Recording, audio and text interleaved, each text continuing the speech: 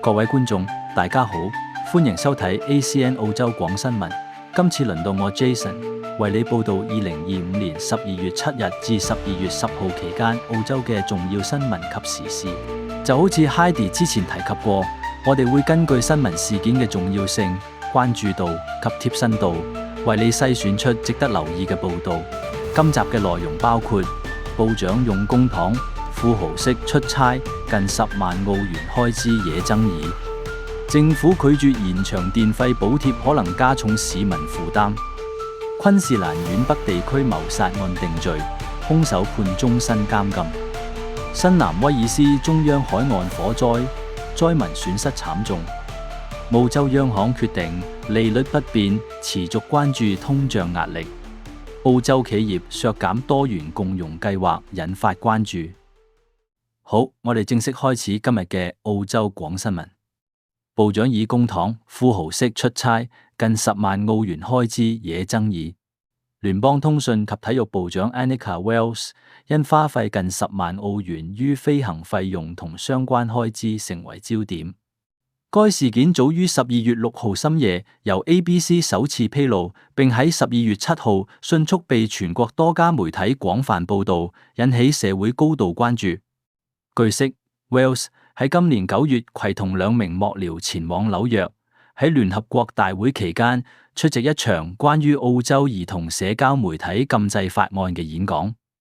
而3張機票合共高達94,827.75澳元，另加上近2萬澳元嘅住宿費用，整體開支高達近10萬澳元，備受質疑。除咗呢一趟引起最大爭議嘅紐約之旅，Wells 喺國內嘅多次出行亦都花費不菲。佢曾動用納稅人嘅錢，飛往阿德萊德參加朋友生日派對，耗費約3600澳元，又同家人前往雪山小鎮 Thredbo 參加傷殘奧運活動，相關開支約3000澳元。根據公開報導，佢喺2023至2024年期間，因多次前往巴黎參與多個大型體育及官方活動，包括 Rugby World Cup 奧運及傷殘奧運等活動。呢段期間嘅海外出差總花費約為116000澳元。另外，於過去3年2022至2024年 Wells 亦都利用授予政府部長嘅家庭旅遊福利，安排家人飛往墨爾本觀看 AFL 總決賽，累計報銷金額超過8500澳元。面對批評， Wells 一再強調佢所牽涉嘅所有支出均符合 Independent Parliamentary Expenses Authority 規定，並稱其多次出訪與履行公職職責有關。然而，反對黨人士則呼籲應該對佢嘅花費進行獨立調查，並質疑喺生活成本壓力之下，政府官員以公帑高額出差是否符合公眾常識。政府拒絕延長電費補貼可能加重市民負擔。另一邊廂，12月8號，聯邦政府宣布唔會延長現行嘅電費補貼計劃，意味住喺冬季高峰前夕，好多家庭可能面臨電費大幅上升嘅壓力。政府發言人指出，呢次決定基於預算考量與能源市場唔穩定因素，並表示已有替代機制用於支援弱勢家庭。對於好多喺電費攀升中苦苦掙扎嘅市民而言，呢個意味住冬季取暖與照明費將會再冇補貼，特別係中低收入家庭，更可能被迫削減其他生活開支，以應付增長嘅高額電費。社會福利團體已呼籲政府應提供更多針對弱勢家庭嘅補助方案，以避免因電費高企引致部分家庭難以支付費用。然而，政府強調佢嘅能源政策嘅重點在於建立一個長期可靠、價格較穩定、供應充足嘅能源市場，鼓勵市民採取慳電措施，而非依靠短期補貼解決問題。政府相關機構表示，將會提供家庭能源審計及節約用電建議服務，並會提供慳電膽補貼等方式協助家庭降低整體電費支出。不過，批評者認為，僅靠節能建議難以抵消電費上升對低收入家庭帶嚟嘅經濟壓力。喺整體生活成本普遍上升、經濟壓力增加嘅情況下，呢項政策調整可能引發更多不滿與爭議，亦有可能成為社會輿論關注嘅焦點。再加上此前提及部分政府官員耗費公帑嘅行為，更可能加深民眾嘅不信任與批評。昆士蘭縣北地區謀殺案定罪，兇手判終身監禁。經歷為期4個星期重審之後， Rajwinder Singh 41歲，因2018年於昆士蘭縣北地區 Wangetti Beach 謀殺當時24歲嘅 Toya Cordingley， 喺12月8日被陪審團一致裁定罪名成立。Cordingley 生前曾經到該海灘放狗，佢嘅父親於第2日清晨發現佢嘅屍體半埋沙堆中，而狗隻就被綁喺樹上僥倖生存。陪審團經過大約7小時討論之後，認定星曾經多次以刀刺死者同割中死者喉嚨，並喺行兇之後逃往印度躲藏近4年，終於喺2022年11月喺新德里 New Delhi 被捕，並喺2023年被引渡回澳受審。受審過程中 Crowley 法官指出，星嘅暴力行為令人震驚同埋嘔心，並非隨機事件。法官根據案情推論行兇動機係具有針對性。法醫 Paul Bottorill 嘅驗屍報告顯示，死者心臟、肺部同腎臟有多處嚴重刀傷，雖然仍有生存嘅可能性，但係佢胸部結合頸部嘅傷口係導致致命嘅主要原因。法官亦指出， Cordingley 因奮力反抗，佢嘅手指、手部及前臂留低多處防禦性傷痕，顯示搏鬥激烈。喺12月9號 Supreme Court of Queensland 喺宣判中對星加以重判。法官指出，星嘅行為係典型機會主義殺人 （opportunistic killing）， 動機不明，但係手段殘忍，又為掩飾罪行而逃亡，暴露佢嘅自私冷酷本性。考慮到案情極之嚴重，對受害者家屬造成永久傷害，法院判處星終身監禁，必須服刑至少25年，先至可以提出假釋申請。死者家屬於庭外表示，佢哋等呢一日嘅判決已等咗好多年，終於見到正義得以伸張，但佢哋依然失去永遠無法挽回嘅至親。雖然刑罰已定，但係佢哋強調 Cordingley 嘅離去留低嘅傷痛永遠唔會磨滅。新南威爾斯中央海岸火災，災民損失慘重。